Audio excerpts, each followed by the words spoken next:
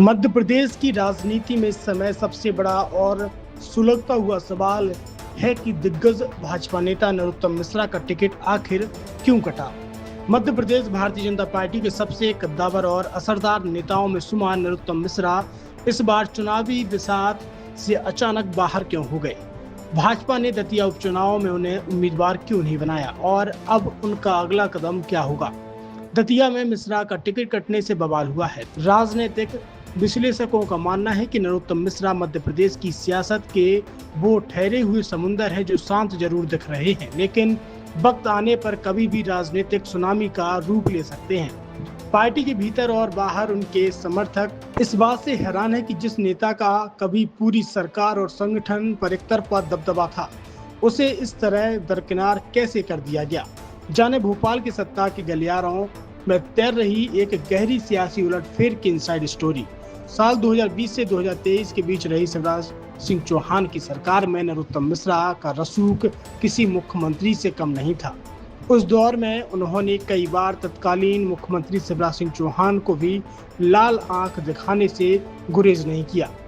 गृह विभाग पर नरोत्तम मिश्रा का नियंत्रण इतना सख्त और मजबूत था कि कई बार खुद मुख्यमंत्री कार्यालय की फाइलें तक उनके विभाग में अटक जाया करती थी।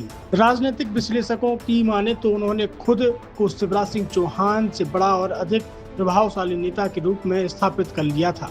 प्रशासन से लेकर पुलिस महकमे तक उनकी मर्जी के बिना पत्ता भी नहीं हिलता था। उनका यही भौकाल और दखल उनकी ताकत भी था और शायद यही उनकी घेराबंदी की वजह भी बन गया। लेकिन पिछला चुनाव तकरीबन 7,000 वोटों से हारने के बाद उनकी राजनीतिक हैसियत धीरे धीरे कमजोर होता गया। वर्तमान मुख्यमंत्री मोहन यादव भी उस शिवराज सरकार में उच्च शिक्षा मंत्री थे।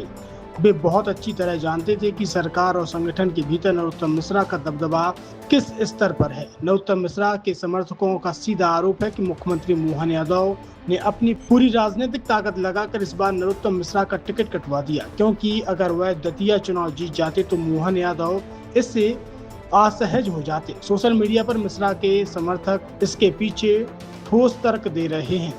एक सपोर्टर ने पोस्ट लिखा, अगर नरोत्तम मिश्रा दतिया चुनाव जीतकर विधानसभा पहुंच जाते तो वे अपनी सीनियरिटी और रसूख के बल पर मोहन यादव को चैन से बैठने नहीं देते। राजनीतिक जानकारों की माने तो बीते दिनों जमीन विवाद में मोहन यादव का नाम आने के बाद वह काफी दबाव में है। पहले से ही शिवराज सिंह चौहान, प्रहलाद पटेल, कैलाश विजयवर्गीय और उमा भारती जैसे दिग्गजों ने राजनीतिक प्रभाव और दबाव से जूझ रहे हैं। वैसे मैं वह नहीं जानती थी कि नरोत्तम मिश्रा जैसे कद्दावर नेता विधानसभा पहुंचे। ऐसे माहौल में नरोत्तम मिश्रा जैसा एक और आक्रामक और प्रभावशाली चेहरा सरकार में शामिल होता तो वह मोहन यादव की लीडरशिप के लिए बड़ी अड़चन बन सकता था। टिकट कटने के बाद से नरोत्तम मिश्रा भले ही मीडिया के सामने बेहद सदे हुए बयान दे रहे हैं, लेकिन राजनीति में कोई भी कदम बिना वजह नहीं होता। भाजपा आला कमान उन्हें संगठन में कोई बड़ी जिम्मेदारी देने की बात कह रहा है, लेकिन एक जमीनी और जननेता को चुनावी राजनीति से दूर रखना लंबे समय तक मुमकिन नहीं होता। नरोत्तम मिश्रा की चुप्पी को उनके विरोधी भी भांप रहे हैं। वे जानते हैं कि ये चुप्पी किसी बड़े तूफान से पहले की शांति हो सकती है। कुल मिलाकर मध्य प्रदेश की राजनीति को करीब से देखने वालों का कहना है कि नरोत्तम मिश्रा को ज्यादा दिनों तक शांत नहीं रखा जा सकता। अब देखना होगा कि दिल्ली दरबार में उन्हें केंद्र की राजनीति में कोई बड़ा स्पेस देता है या फिर मध्य प्रदेश की जमीनी सियासत में ही रहकर अपनी नई बिसात बिछाएंगे। फिलहाल इस पूरे खेला ने यह साफ कर दिया है कि एमपी भाजपा के भीतर अंदरूनी सहमत का खेल बेहद दिलचस्प मोड़ पर पहुंच चुका है।